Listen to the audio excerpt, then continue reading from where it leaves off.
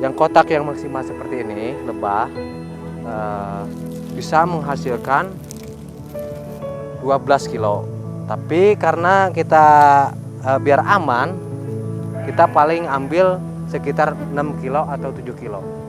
Karena takutnya di sini karena Kota Bogor musim penghujan itu jadi untuk stok makanan dia, Pak.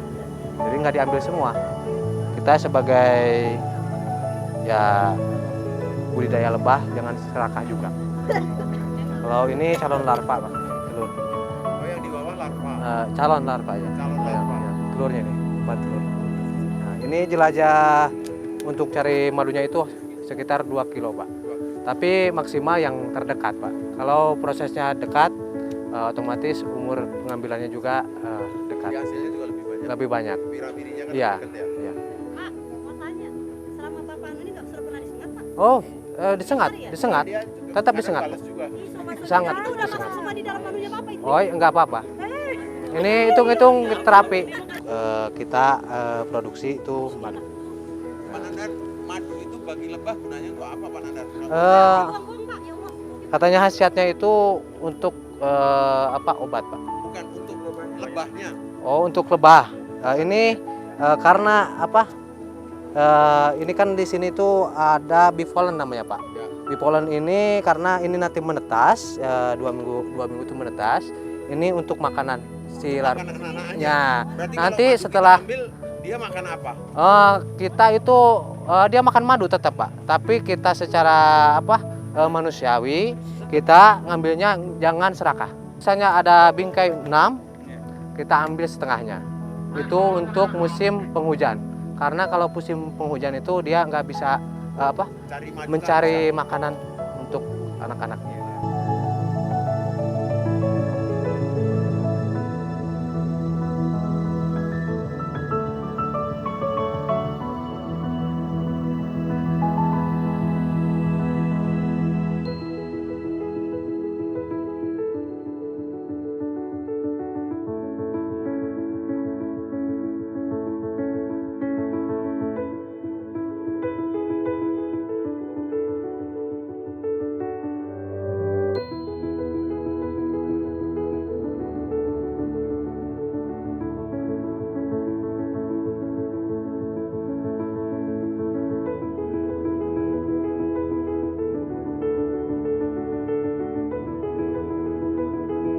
Menyangkut soal pupuk, Ya. karena lebih berorientasi pada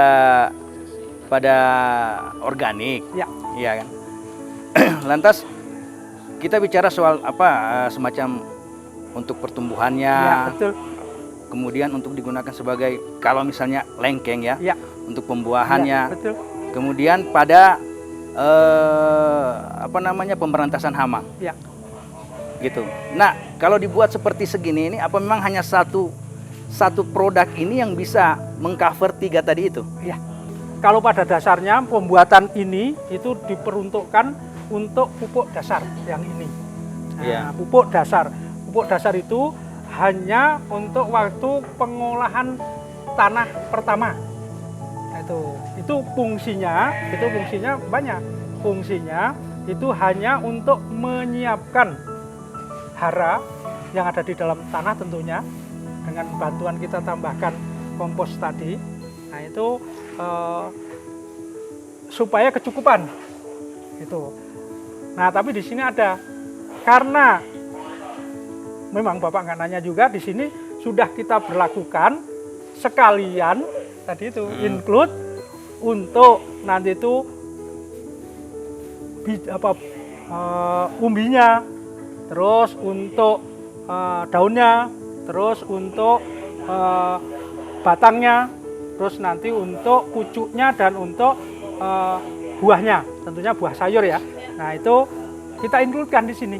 Nah, caranya kita inokulasikan langsung. Nah, itu dengan menggunakan tentunya unsur-unsur yang sudah kita siapkan terpisah awalnya. Ya. Nah, kalau yang unsur K ya kita buat K saja. Nah, terus kalau unsur P ya kita buat P saja. Nah, walaupun isinya B2O5 plus ya gitu kan. Terus K ya seperti itu, terus N pun ya seperti itu juga kita siapkan. Nah itu kita tambahkan ke sini. Nah tambahkan ke sini umum kayak tadi itu dosis umum. Nah yang tidak umum tadi itu kita masukkan beberapa beveria itu jamur ya, jenis jamur lah, macam-macam jenis jamur yang tadi Pak J ngatakan ada trikonya aja ABCD gitu kan, terus ada juga Aspergillus ABCD gitu kan, Saccharomyces ABCD, Lacto ABCD seperti itu. Nah itu kita isolasi kayak Pak J tadi sudah isolasikan. Nah, kita masukkan ke sini Pak. Nah kita masukkan ke sini. Itu pun ada beberapa tahapan. Nah tahap pertama umum yang kayak tadi itu hanya untuk memenuhi pertumbuhan tanaman secara umum. Secara umum itu artinya bisa numbuh, bisa mengeluarkan akar, bisa mengeluarkan batang, bisa mengeluarkan daun, bisa mengeluarkan bunga dan buah. Seperti itu kan umum saja. Nah, nanti ada spesifik, oh ini kita tujuannya mesti umbinya supaya besar misalkan. Berarti kita tambahin, tapi nanti waktu saat aplikasi tambahkan, tapi tetap namanya dikompos. Nah, ada juga yang langsung kita ini kemana nih? Misalkan ke yang daerah Lengkeng tadi. Oh Lengkeng itu biasanya kan bandel ngasihkan aplikasi K misalkan. Nah, kita tambahkan K-nya dari sini. Nah itu seperti itu. Jadi pertanyaannya boleh nggak dicampur? Boleh. Nah, tapi sebaik-baiknya nyampur itu setelah mau diaplikasikan. Walaupun sebelumnya sudah secara umum semuanya dasar itu kita aplikasikan, cuman itu untuk umum saja, untuk supaya bisa tumbuh secara normal. Nah, tapi oh ini supaya hijau lagi, berarti N-nya yang kita tambahkan inokulasi. Nah, oh ini supaya akarnya kuat atau supaya seratnya kuat nih, ya K-nya yang kita unggulkan. Kayak tadi ada yang nanya nggak tahu siapa, duriannya supaya bisa keluar bunga. Berarti kita K-nya yang kita lipatkan. K-nya 3, N-nya 1, P-nya 1 atau setengah. Nah seperti itu. Hanya main seperti itu. Nah, supaya manis misalkan. Nah kita itu rubah lagi. Nah seperti itu.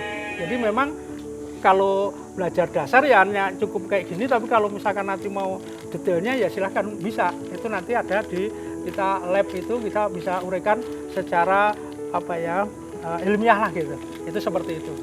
Itu Pak kira-kira. Kalau macam seperti urin kelinci tadi, Nah, urin kelinci itu apa memang ada perlakuan sendiri dibanding dengan ini atau dicampur lagi dengan ini? Ada juga. Ada Ini juga udah mengandung urin kelinci juga, Oh, tapi gitu tentunya yang sudah melalui beberapa tahapan. Ada juga nanti yang diberikan secara tadi itu di lapangan. Oh ini daunnya pengen hijau. Oh daunnya ini jangan terlalu hijau. Oh ini daunnya supaya merah. Nah, itu ada lagi yang diproses di yang lapangan tadi. Kita proses lagi gitu kan? Semua sudah melalui proses. Yang keluar dari tong tadi pun itu sudah melalui proses. Karena di makanan kelincinya pun itu sudah kita titipkan atau inokulasikan beberapa beveria yang tadi kita bilang kan tadi ada saya ngomong bahwa di makanannya saja itu saya susupin nih ikut makanan.